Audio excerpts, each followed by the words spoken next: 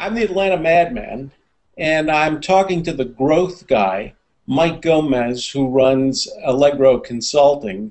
And Mike is the growth guy. That is the mission and the vision of his business. Good morning, Mike. Good morning, Steve. And thanks for joining me. I hope we'll have a few minutes of fun doing this. As you know, Mike, and as I want other people to know, I generally like to get a bunch of people together, usually over some food and a glass of wine at my house, but I can do this almost anywhere, even online. Mm-hmm. And I like to throw out an issue that I'm sure is going to get some kind of discussion. So I have done this a couple of times already, Mike, and the question is about the post office.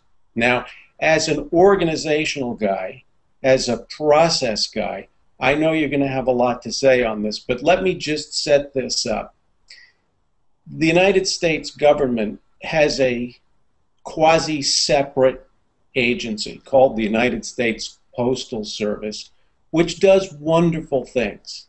It's been set up over actually longer than the Constitution, longer than the Declaration of Independence, and it was set up by a guy named Ben Franklin, a guy who did great things for the country. In fact, he set up our library system as well, and these are two things which are foundational, things that make this the country that it is.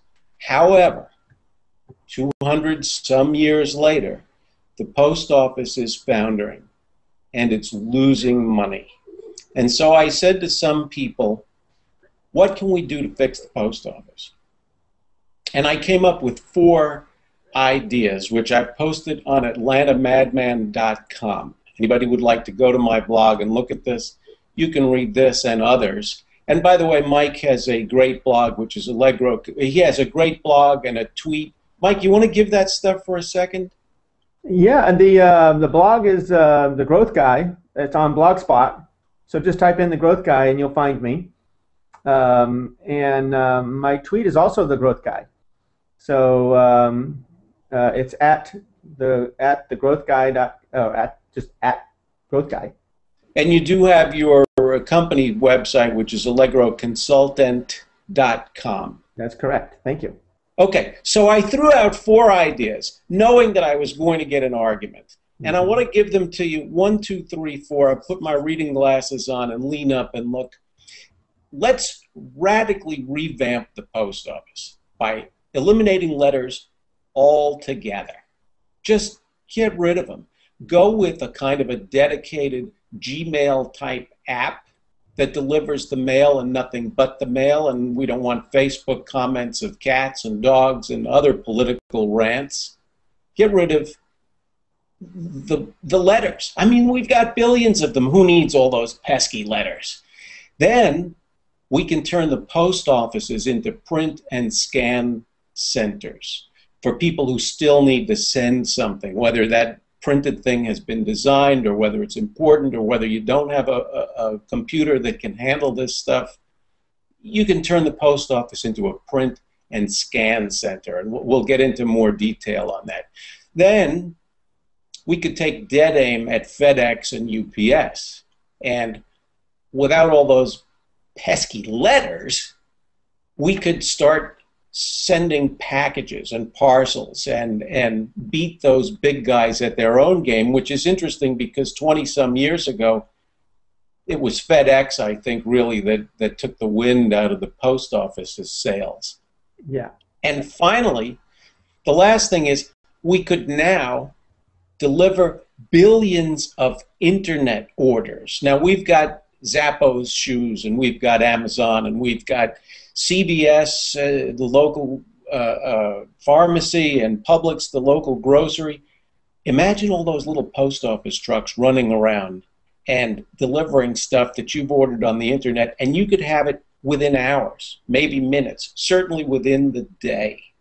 And we could turn the post office from a struggling, irrelevant behemoth into a modern business, and we could still deliver the best mail in the world at 40 cents a letter, but instead of subsidizing it through government funds or taxes, which we're not really allowed to do, it would be a profitable business. Mike, what's wrong with my thinking? I'll tell you, very candid with you, Steve.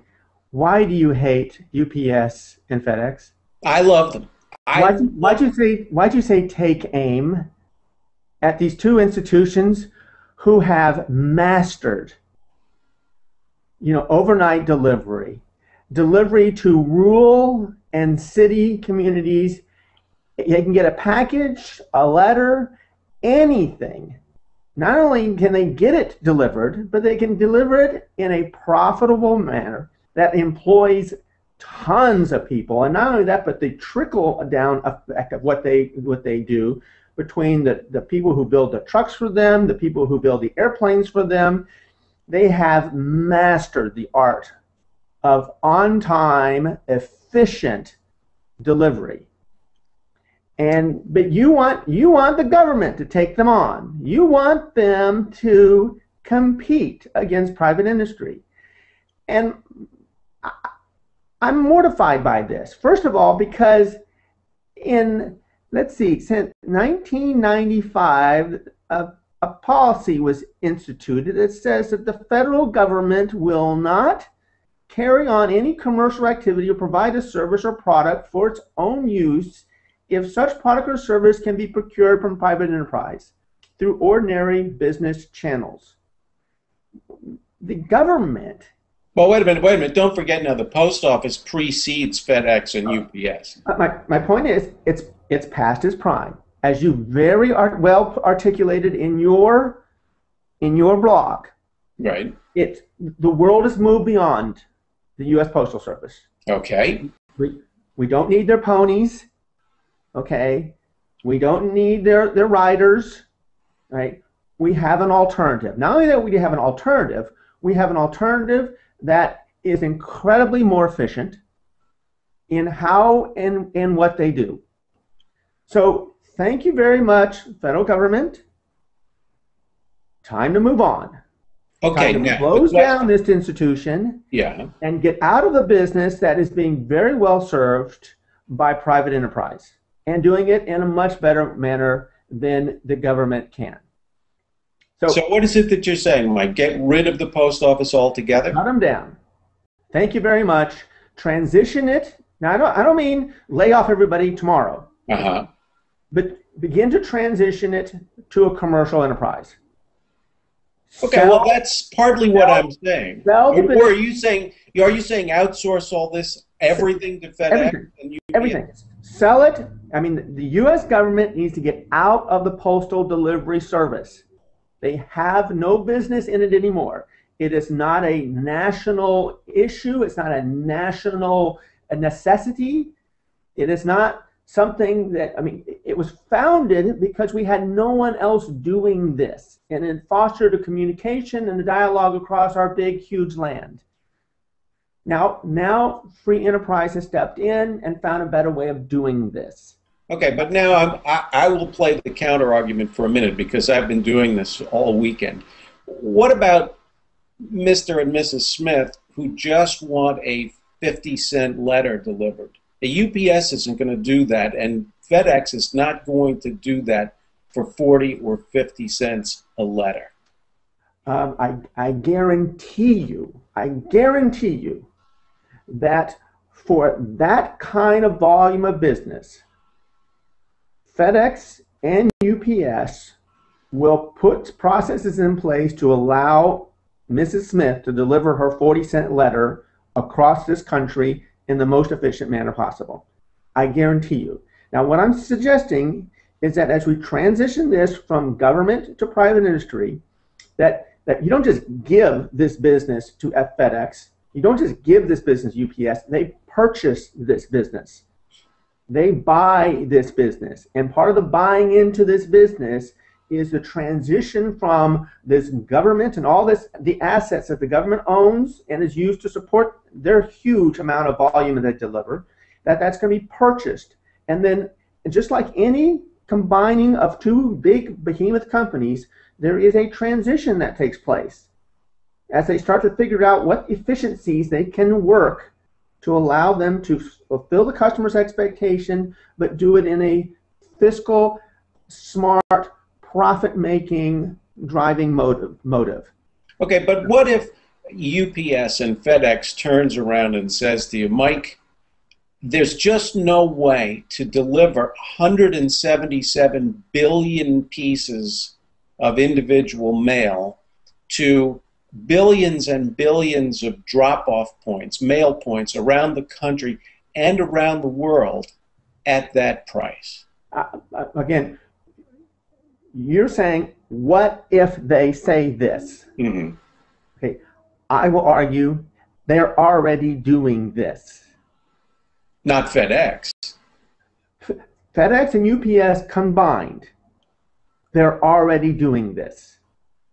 Okay, now not the 40 cents for the letters, but if you actually look at what the Postal Service is doing in the way of letter delivery, how many and where they're going to, this is something that could be easily absorbed by FedEx and UPS and done at that price point. All right, let me take a sort of a parallel business for a second. Go back to the 1920s and 30s.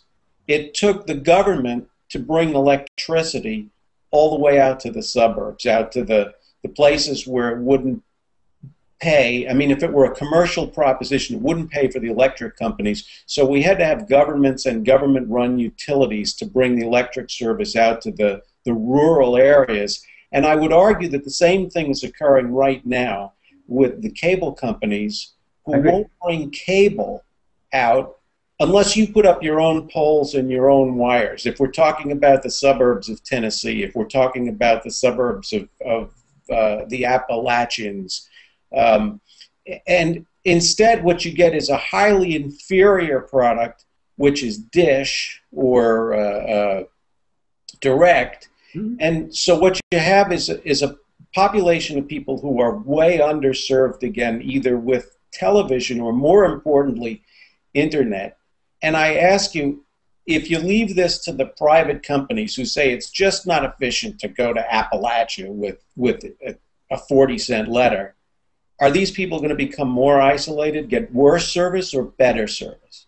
Again, I agree with you that there's a certain stage where the infrastructure may have to be facilitated by the United States government. Oh, wait a minute! Don't tell me you're going to subsidize this with government money, Mike. Wait. Your example of how we brought electricity and now how we're talking about bringing cable to the rural things, yes, okay, there is a role there for doing that because it's in the best interest of our nation that we have that out there. But we're not talking about that with regard to postal, okay? What we already know is that the FedEx and the UPS is as a result of internet and internet shopping has found a way to get material anywhere at all. So the fact is they can absorb the letter delivery, and they're going to pick and choose what part of the infrastructure of the Postal Service is still worth keeping so that they can continue to efficiently deliver it at a price point that makes sense. Okay, that is profitable. The fact of the matter is, and as you very well put out, and I was actually kind of surprised because I know you, Steve, you highlight the fact that the Postal Service is losing billions. Billions every week. Billions and billions of dollars every year. It's killing me. And it's, I mean, so there's a certain part of this thing that comes back to, you know, is the federal government being good stewards of our money by continuing to remain in the postal delivery service? And the fact of the matter is they are not. Because being good stewards of our money means that you budget and you operate within a budget. They're doing neither. Okay, but so let me ask you this then. If we're talking free markets and free market enterprise, is it at least a good idea, or is it a possible idea for number 4 in my little treatise. If the management of the post office would say, let's market this to private enterprise. I'm not changing anything else except saying, let's change our marketing. Let's approach these guys, the individuals who are selling on the internet, and let's take our considerable resources, which are already in place, and let's make a profit by delivering the little things, because we already have this infrastructure, all those tiny little trucks that are running up and down the street every day, all those post offices, all those methodologies which, you know, handle hundreds and millions of pieces every day, could be turned to delivering the same services that we are selling on the internet, and therefore leapfrogging ahead. And we could make money which would then subsidize, it would be profitable, make money which would then subsidize the 40-cent letter. Steve, they're already doing this. They're already doing the delivery of internet-based businesses. I know of at least 20 whose primary delivery is UPS, I mean, United States Postal Service, because they're the lowest cost delivery service in the market. So why are they unable to make any money on this? Why are they losing billions of dollars? Okay, it's a very little, easy, tiny, itty-bitty research project, and that is the amount of pay, government-regulated pay, for the average postal worker, the huge benefit that they are offering to the postal worker, not only the current ones, but those that are retired. The combination of health care and benefits that are sitting on their books as a result of obligations that they made, you know, to these postal workers with regard to what they would get paid to deliver your mail. Their business model is screwed up. They don't take enough in. And by the way, that mandatory regulatory thing that says you can't raise your postal rates based on market, we, the Congress, can only raise it.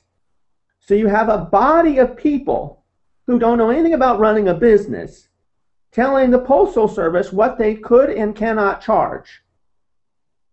So it's messed up. It's absolutely. All right, is there any way to separate, do you think, the quasi-separate post office from the federal or legislative branch and let them retool their entire management and business plans so that they become profitable, a la FedEx? Well, again, look, yes, it is possible, but it's not politically possible. You know, the people who make that determination are those elected officials, and those elected officials are scared to death at the, what is the the number of employees that are related to the Postal Service. You know, it's an incredibly powerful lobby. And let me ask you one last question. What's driving their behavior? Let me ask you one last question, and then I'll see you later for lunch. Mm-hmm. I read in the paper the other day, and this goes back to Ben Franklin almost, that one of the things that the government is doing with the public libraries is sitting on a ton of real estate. And they said one of the ways they could revamp the libraries and turn the library system around. Let me preface this by saying I think that those are, as I said at the beginning, foundations, pillars of what makes the United States a great country is freedom of information and access to information, and that comes from the library and the post office.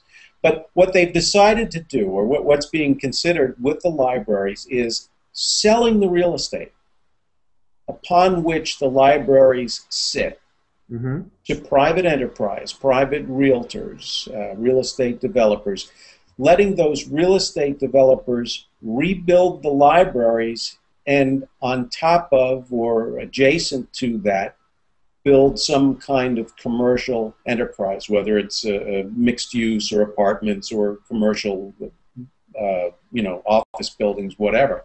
But by selling the real estate, the government makes a profit, and by handing this over to a commercial developer, they get a brand new library, which is more functional than that 100-year-old building. And now we have new libraries, a new source of income. Libraries exist, and they exist amid a live, work, play. What do you think of that idea? I like it, actually. Again, I'm one of those guys that keeps asking the question, and you said something that I wanted to kind of correct you on. You said something about the libraries and the Postal Service is what makes America great. I will argue it's what made America great. That they were essential for our history and our development, but not necessarily, those have been usurped and taken over and not only grown, but grown in extraordinary ways by the ingenuity of the American people to come up with better ways of delivering the same kind of information, whether it's the internet or whether it is in the efficiencies that the FedEx and the UPS have mastered in the delivery of products anywhere basically in the world at an incredibly efficient price.